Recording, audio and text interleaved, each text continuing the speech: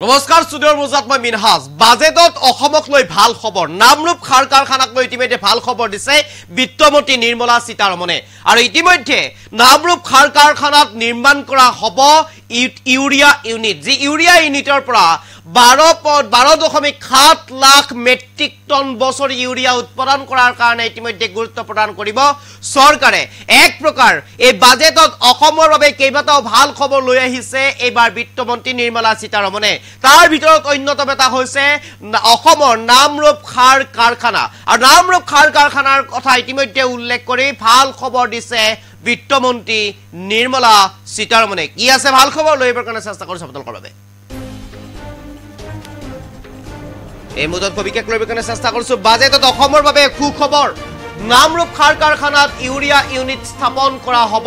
12.7 lakh matric ton urea উৎপাদনত গুৰুত্ব দিব চৰকাৰে এটা ভাল খবৰ বুলি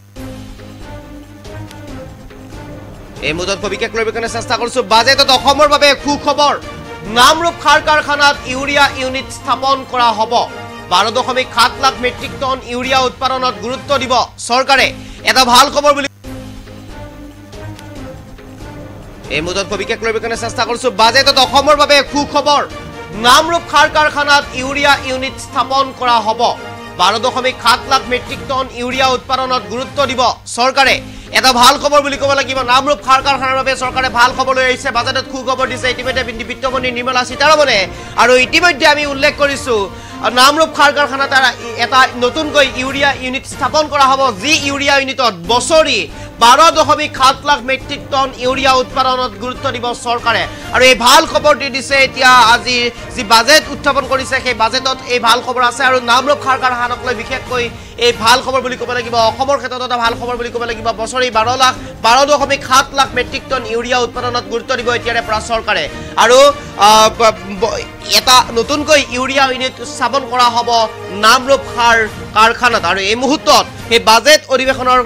বিত্তমন্ত্ৰী নিৰ্মলা সীতাৰমণৰ সেই ভাষণৰ কি অংশ আছে মই পোনে সেই ভাষণটো লোৱা বিচাৰিছো ক'ব লাগিব নামৰূপ খাৰ কাৰখানাৰ বাবে চৰকাৰে ভাল খবৰ লৈ আহিছে বাজেটত সুখবৰ দিছে ইতিমধ্যে বিত্তমন্ত্ৰী নিৰ্মলা সীতাৰমণে আৰু ইতিমধ্যে আমি উল্লেখ কৰিছো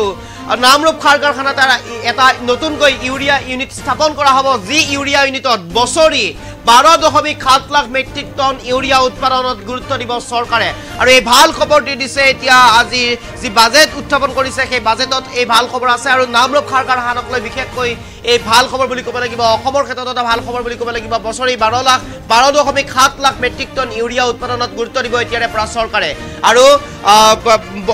এটা নতুনকৈ ইউৰিয়া ইউনিট স্থাপন কৰা হ'ব নামৰূপ খাৰ কাৰখানাত আৰু এই মুহূৰ্তত সেই বাজেট অধিৱেশনৰ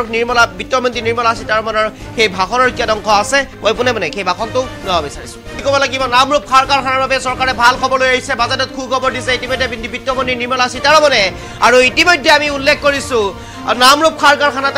এটা নতুনকৈ ইউৰিয়া ইউনিট স্থাপন কৰা হ'ব যি ইউৰিয়া ইউনিটত বছৰি 12.7 লাখ মেট্ৰিক টন ইউৰিয়া উৎপাদনত গুৰুত্ব দিব চৰকাৰে আৰু এই ভাল খবৰ দিছে এতিয়া আজি যি বাজেট উত্থাপন কৰিছে সেই বাজেটত এই ভাল খবৰ আছে আৰু নামৰূপ খাৰ কাৰখানাক লৈ বিশেষকৈ এই ভাল খবৰ বুলি ক'ব লাগিব অসমৰ ক্ষেত্ৰত এটা ভাল খবৰ বুলি ক'ব লাগিব বছৰি 12.7 লাখ মেট্ৰিক টন ইউৰিয়া উৎপাদনত গুৰুত্ব দিব এতিয়াৰে পৰা চৰকাৰে আৰু এটা নতুনকৈ ইউৰিয়া ইউনিট স্থাপন কৰা হ'ব নামৰূপ খাৰ কাৰখানাত আৰু এই মুহূৰ্তত সেই বাজেট অধিৱেশনৰ বিত্তমন্ত্ৰী নিৰ্মলা সীতাৰমণৰ সেই ভাষণৰ কি অংশ আছে মই পোনে সেই ভাষণটো লোৱা বিচাৰিছো in urea production.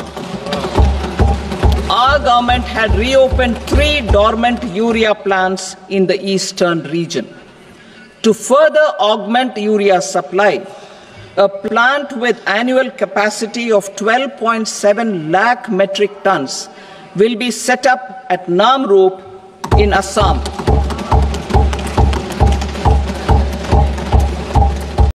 In urea production. Our government had reopened 3 dormant urea plants in the eastern region.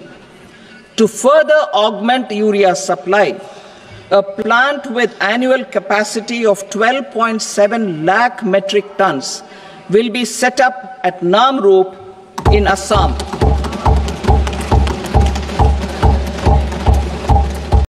In urea production. our government had reopened 3 dormant urea plants in the eastern region. To further augment urea supply, a plant with annual capacity of 12.7 lakh metric tons will be set up at Namrup in Assam.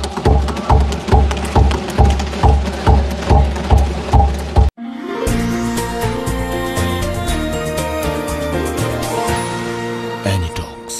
হুতৰ বিপৰীতে ৰাইজৰ স্বাৰ্থত।